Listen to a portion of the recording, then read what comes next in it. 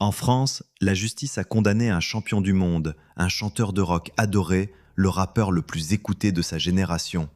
Leur point commun n'est pas la gloire. C'est une pièce au commissariat, celle où leurs compagnes sont venues signer une plainte. 12 noms, 12 dossiers. À la télévision française, un soir, un homme raconte en riant qu'il était violent avec sa femme.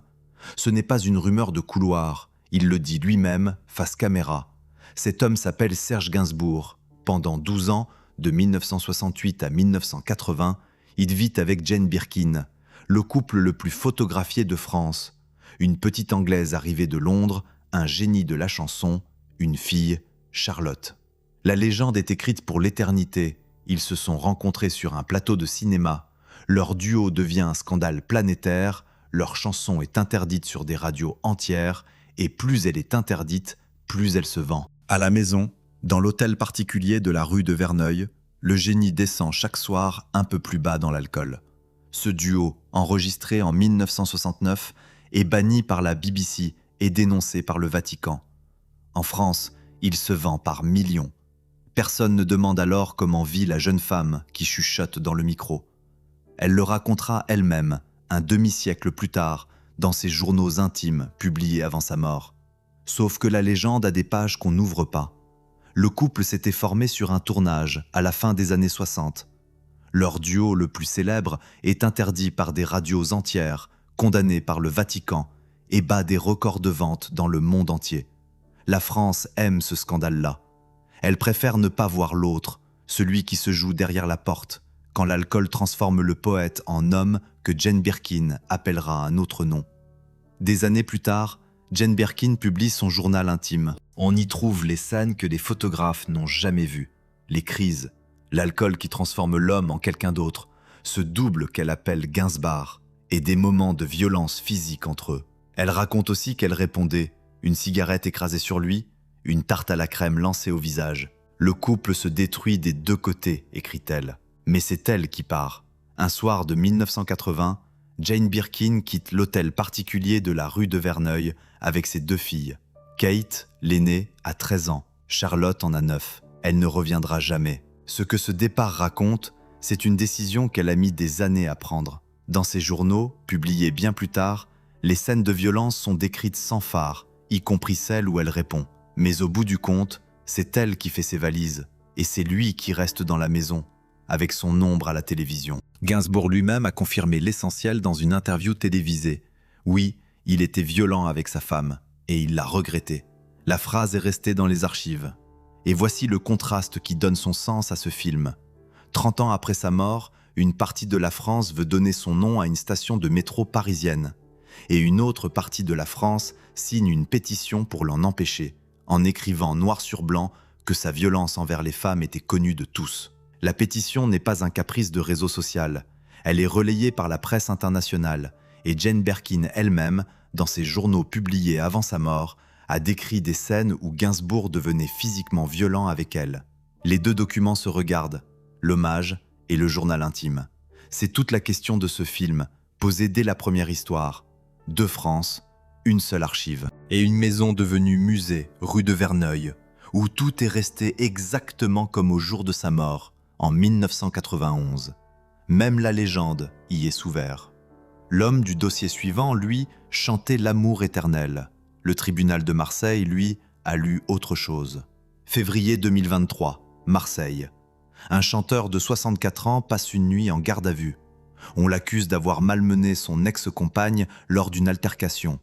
Elle a 24 ans, leur petite fille en a 3. Il s'appelle Francis Lalanne. Des millions de Français ont fredonné ses chansons d'amour, lentes, gentilles, inoffensives.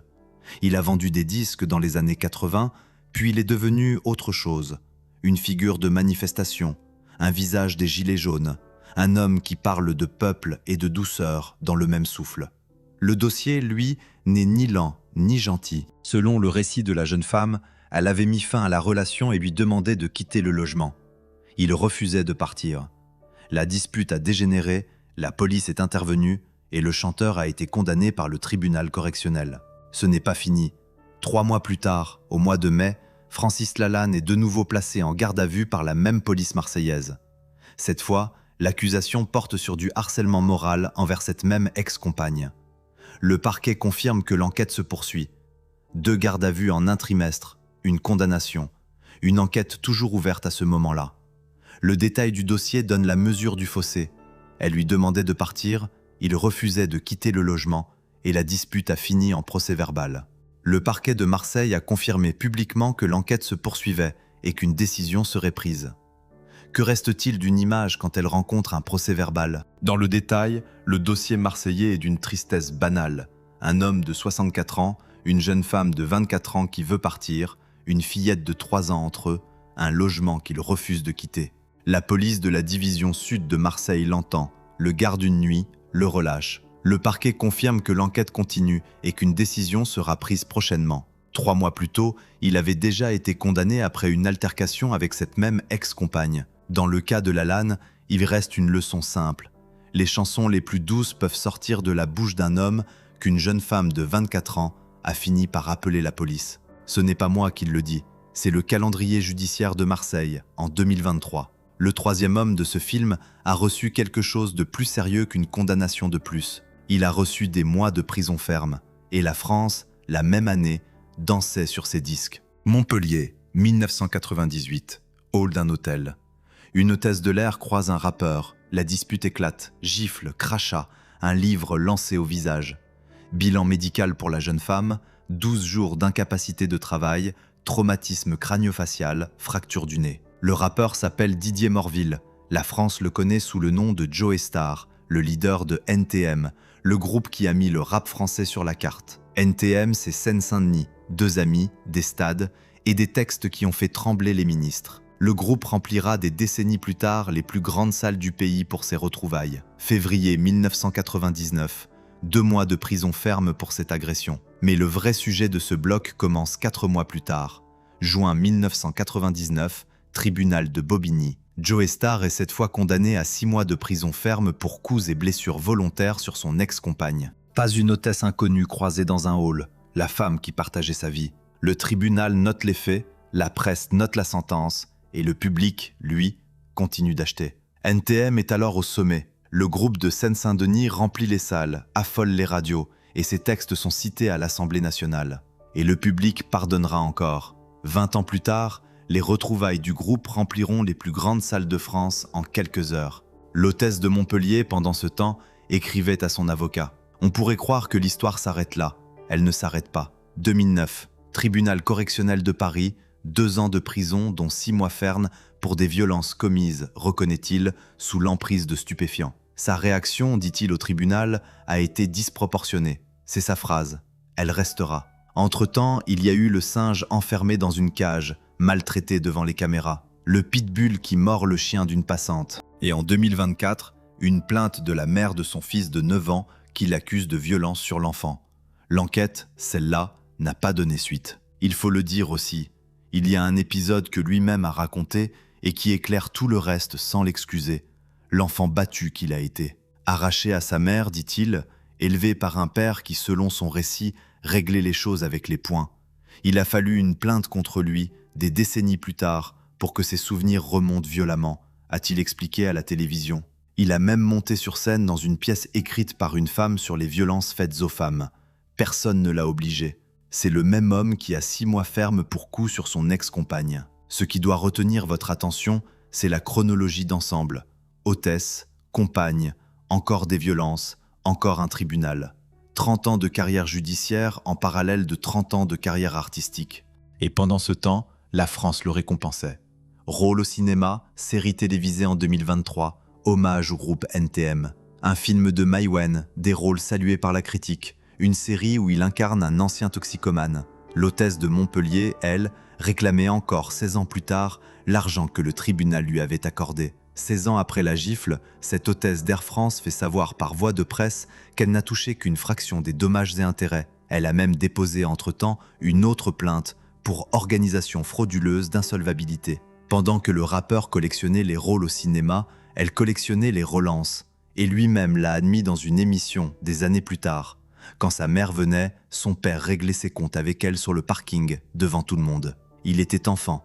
La violence, chez lui, n'est pas arrivée avec la gloire. Elle était là avant, et le tribunal de Bobigny n'a fait que la documenter. Le prochain dossier est l'inverse exact de celui-ci. Un homme contre qui tout a commencé par une plainte et dont il ne reste juridiquement rien. C'est précisément ce vide qui mérite d'être raconté. Le 3 septembre 2013, une animatrice de télévision entre dans un commissariat parisien et dépose une plainte pour violence conjugale. La nouvelle sort d'abord dans un grand quotidien parisien. Le même soir, tout le pays sait. Le nom de l'homme visé fait la une du pays dans l'heure qui suit. Lilian Thuram, le joueur le plus capé de l'histoire de l'équipe de France, champion du monde 1998, 142 sélections, un record. La plaignante s'appelle Karine Le Marchand. Pendant des années, ils ont formé le couple que les magazines posaient en couverture. Que contient la plainte ? Une dispute, des gestes que l'animatrice décrit comme violents, et puis un élément qui va devenir public, un SMS révélé ensuite par la presse dont le contenu sera qualifié de violent par ceux qui le lisent. Ce message, Karine Le Marchand dira des années plus tard qu'elle ne l'a jamais oublié. Et puis survient le fait que personne n'avait prévu. 11 jours après le dépôt, la plainte est retirée. Entre-temps, l'homme a reçu ce que le code appelle un rappel à la loi. Ni condamnation, ni procès, un avertissement officiel. Karine Le Marchand expliquera plus tard dans un magazine féminin les raisons de ce retrait. La peur de la machine, la pression, la vie qui continue. Il n'y aura pas de procès sur les faits. Mais il y aura un autre procès, et c'est là que ce dossier prend son tournant. Elle poursuit son ex-compagnon en diffamation pour des propos qu'il a tenus après l'affaire. En 2016, elle perd ce procès. La décision est sobre, publique, définitive. Le tribunal ne retient pas la diffamation. Entre la plainte retirée et ce procès perdu, il ne reste de l'affaire Thuram Le Marchand qu'un SMS lu à la télévision, et deux vérités qui ne se rencontreront jamais dans un prétoire. La justice ne dit donc pas qu'il y a eu violence. Elle ne dit pas non plus qu'il n'y en a pas eu. Elle dit seulement que la plainte n'existe plus.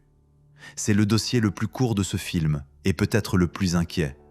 Inquiet non pas parce qu'il accuse, mais parce qu'il montre comment un dossier peut naître en couverture d'un quotidien national et mourir en 11 jours, sans qu'aucun tribunal ne se prononce jamais sur les faits. Parce qu'entre le commissariat et le retrait, il s'est passé 11 jours, et que ces 11 jours-là, la France entière les a regardés sans jamais apprendre ce qui s'était réellement passé dans ce couple. Le champion du dossier suivant, lui, n'a pas eu droit au vide. Il a eu droit à une condamnation espagnole, à une interdiction d'approcher sa compagne et à des menottes dans un aéroport. En 2017, à Madrid, un jeune footballeur français et sa compagne se disputent violemment dans la rue. La police espagnole intervient. Le tribunal de Madrid condamne les deux, violence réciproque dans le couple. Et surtout, il prononce l'arme classique de la justice espagnole dans ces affaires, une interdiction mutuelle de s'approcher. Le joueur s'appelle Lucas Hernandez. Quelques mois plus tard, il devient champion du monde avec la France. À l'époque des faits, il joue à l'Atlético de Madrid, le club de sa vie.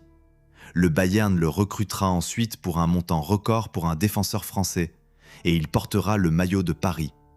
L'interdiction sur le papier est claire, plus de contact, ni dans un sens, ni dans l'autre. Or, 2 ans après, en février 2019, Lucas Hernandez est arrêté à l'aéroport de Madrid. Pourquoi ? Parce qu'il revient de voyage avec cette même jeune femme, celle que la justice lui interdit d'approcher. Ils se sont même mariés entre-temps, à Las Vegas. La justice espagnole ne rit pas. Violation d'une mesure d'éloignement. Menottes, cellule de l'aéroport, presse internationale. Il est relâché, mais le dossier ne disparaît pas. 2 ans plus tard, la justice espagnole ordonne son entrée en prison pour cette violation. Le champion du monde se présente de lui-même devant un tribunal de Madrid, entouré de caméras du monde entier. Son recours suspend la peine. Il ressort libre le même jour. Et le feuilleton continue. En 2021, la justice espagnole lui ordonne d'entrer en prison pour cette violation. Il se présente de lui-même devant un tribunal de Madrid. Puis son recours suspend la peine. Il repart libre et retourne à l'entraînement. La suite est moins spectaculaire, et c'est justement ce qui compte pour ce film. Les poursuites s'enlisent dans la procédure, le couple affirme son amour, et pendant ce temps, la carrière continue. Bayern Munich, Paris Saint-Germain, des transferts à des dizaines de millions d'euros, un mondial gagné, un autre joué. Le casier judiciaire, lui, ne voyage pas en business class. Retenez l'image, une mesure d'éloignement prononcée par un tribunal et un joueur qui découvre en sortant de l'avion que le document, lui, n'a pas pris de vacances. Le dossier suivant raconte l'inverse d'un mariage en secret. Une nuit où la police est entrée 2 fois dans la maison de la chanteuse francophone la plus écoutée du monde. Et un verdict que personne n'avait imaginé. Septembre 2020, 3 jeunes femmes entrent dans un commissariat parisien. Elles ne se connaissent presque pas. Elles ont pourtant le même nom à donner. Moa Lasquale, le rappeur dont le titre Bendero a fait des dizaines de millions d'écoutes. En 2018, il était partout. La tornade du rap français, le premier nom sur toutes les bouches. Un grand quotidien publie leurs récits. Luna, Anna, Andrea. Au début, disent-elles, ce sont des insultes. Et puis cela dégénère très vite. Coups, interdictions, séquestrations, menaces de mort. 3 autres femmes portent plainte ensuite. Elles sont 6 au total à raconter le même schéma. Selon la presse, une 6e plaignante a renoncé après avoir subi, dit-elle, des menaces et des pressions de l'entourage du rappeur. C'est un élément de l'enquête, pas une rumeur de réseau social. Le parquet de Paris ouvre une enquête pour violences volontaires, agressions sexuelles et menaces de mort. En 2021, le rappeur est mis en examen puis placé en détention provisoire pour n'avoir pas respecté son contrôle judiciaire. En 2023, nouvelle mise en examen, cette fois pour viol. Sa carrière, pendant ce temps, s'est arrêtée net. Plus d'albums, plus de concerts, plus de couverture. Le garçon qui devait être le numéro 1 du rap français a disparu des charts. En 2018, pourtant, son nom était partout. Un seul titre avait suffi à le propulser en tête des écoutes, et l'industrie voyait en lui la décennie à venir. 4 ans plus tard, ce même nom n'apparaissait plus que dans les pages faits divers. Son album de cette année-là s'était vendu par centaines de milliers. Les plateformes comptaient ses écoutes en centaines de millions. Aucun de ces chiffres n'a pesé une seconde devant le tribunal. Et c'est bien ainsi. Le 5 juillet 2024, tribunal correctionnel de Paris, 3 ans de prison ferme pour violence et séquestration sur 6 de ses anciennes compagnes. Le procureur en avait réclamé 6. Et le processus judiciaire n'était pas clos. Entre la première enquête, la détention provisoire pour non-respect du contrôle judiciaire et la mise en examen pour viol l'année précédente, le dossier Moa Lasquale est devenu l'un des plus épais jamais construits contre un artiste de sa génération. Et ce n'est toujours pas fini. En août 2026, il est de nouveau condamné, 2 ans de prison dont 1 avec sursis, pour des coups donnés à 2 autres jeunes femmes à son domicile. 6 plaintes. Un schéma identique raconté par des femmes qui ne se connaissaient pas. C'est ce détail qui transforme un fait divers en dossier. Le bloc suivant raconte un homme dont le casier compte déjà plusieurs condamnations liées à une seule femme. Cette femme est l'une des actrices les plus célèbres de sa génération, et elle a décidé de parler devant un tribunal. Adèle Exarchopoulos a 20 ans quand elle remporte la Palme d'Or. Elle est ensuite, pendant 7 ans, la compagne d'un rappeur du collectif L'Entourage, un groupe né dans les mêmes rues parisiennes que Nekfeu. L'Entourage, c'est toute une génération du rap parisien. Alpha One, Dean Burbigo et Népal, le compagnon de duo de Dooms disparu en 2020. Un collectif encensé par la critique, des centaines de milliers d'auditeurs chaque mois. 7 ans de vie commune avec l'actrice, de la gloire de Cannes aux faits jugés à huis clos, ce contraste-là, aucun communiqué de presse ne l'a jamais raconté. Les condamnations, si. Le rappeur s'appelle Dooms. L'Entourage, son collectif, a réuni certains des plus grands noms du rap parisien, Nekfeu, Alpha One et Népal, disparus trop tôt. Dooms compte encore des centaines de milliers d'auditeurs chaque mois. En 2024, le couple se sépare. Et l'année suivante, on apprend que le casier judiciaire de Dooms compte déjà 3 condamnations liées à l'actrice. Une pour violence conjugale, 2 autres pour des appels et des messages malveillants. Ce n'est pas une rumeur de presse people, ce sont des décisions de justice. Février 2026, tribunal de Créteil. 8 mois de prison avec sursis, cette fois pour des violences conjugales sur une autre compagne. Le procès s'est tenu à huis clos. Puis vient le rendez-vous que toute la presse attend. Fin juin 2026, tribunal de Paris. Dooms est jugé, à huis clos lui aussi, pour des violences conjugales sur Adèle Exarchopoulos. L'actrice est là, avec son avocate. Les caméras attendent dehors. Le procès sera finalement renvoyé. Le dossier, lui, reste sur le bureau du tribunal, entre les 3 condamnations déjà inscrites à son casier. Réfléchissez à ce que cette image dit. Une actrice qui a le choix de se taire et qui choisit le tribunal. Un homme qui cumule les condamnations et qui continue de sortir des disques. Et entre les deux, 7 ans de vie commune dont on ne saura jamais que ce que les dossiers en contiennent. Les disques, justement. Le collectif L'Entourage est encore célébré comme l'âge d'or du rap parisien. Le nom de Dooms reste attaché à cette légende. Les condamnations, elles, restent attachées à son casier. Le prochain homme de ce film porte une veste blanche, côtoie les présidents et les stars et sert les tables les plus chères de Paris. En 2025, 3 de ses anciennes compagnes ont signé 3 plaintes. En 2012, un jeune cuisinier gagne la plus célèbre émission culinaire de France. Il devient le chef préféré des people. Restaurant prestigieux, couverture de magazines, dîner avec les stars de la planète. Il a depuis dirigé les cuisines d'un palace de l'avenue Montaigne, ouvert des tables à New York, et son nom s'affiche dans les festivals de cinéma comme dans les pages gastronomie. Aucun chef de sa génération n'a une image aussi lisse. Il s'appelle Jean Imbert. Il dirige les cuisines d'un palace parisien mythique. Il ouvre des tables à New York et à Saint-Tropez. Il cuisine pour les stars et pose avec elles. Son image est en or massif. En juin 2025, un grand quotidien révèle que 3 de ses anciennes compagnes ont déposé plainte contre lui pour violence conjugale. 3 femmes, 3 récits distincts, 3 signatures au bas de 3 documents de police. Ce blog doit rester honnête, et il le sera. Ce sont des plaintes. Il n'y a pas, à ce jour, de condamnation. Jean Imbert conteste. La justice n'a pas dit son dernier mot. Mais ce film n'a jamais prétendu raconter seulement les condamnations.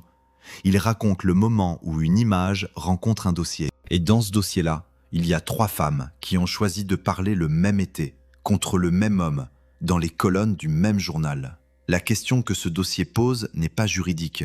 Elle est plus simple. Combien de plaintes faut-il pour qu'une veste blanche cesse d'être une armure? La réponse, pour l'instant, n'existe pas. Elle s'écrira dans un tribunal ou nulle part. C'est aussi cela, un dossier. Pas seulement ce qui est jugé, mais ce qui attend de l'être. Le 10e nom de ce film est le plus gros vendeur de disques de sa génération de rappeurs. Son affaire est la plus récente de toutes. Elle est en cours au moment où vous écoutez ces mots. Il s'appelle Nekfeu. Premiers albums numéro 1, salle immense, une réputation d'artiste posé, presque sage dans un genre qui ne l'est pas toujours. Disque de platine, textes étudiés dans les écoles de journalisme, scène d'ouverture des plus grands festivals. Son image tenait en un mot, irréprochable. En 2025, son épouse, la mère de son enfant, dépose plainte. Les accusations sont parmi les plus graves de tout ce film, violence conjugale et viol. Le rappeur est placé en garde à vue. La garde à vue est prolongée. Puis il sort du silence. Il conteste tout et accuse à son tour son ex-compagne de manipulation.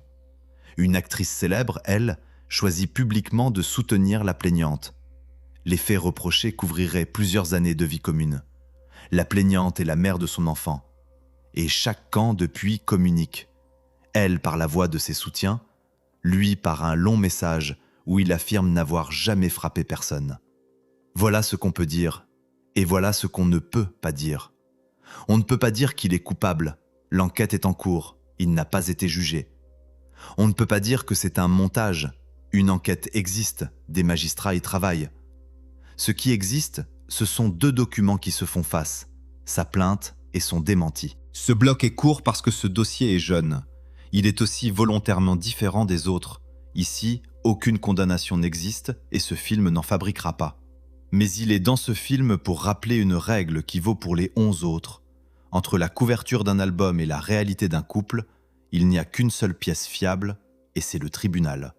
La prochaine histoire est la plus étrange du film, parce que l'homme qui la porte n'est connu de personne. La star dans ce couple, c'était elle.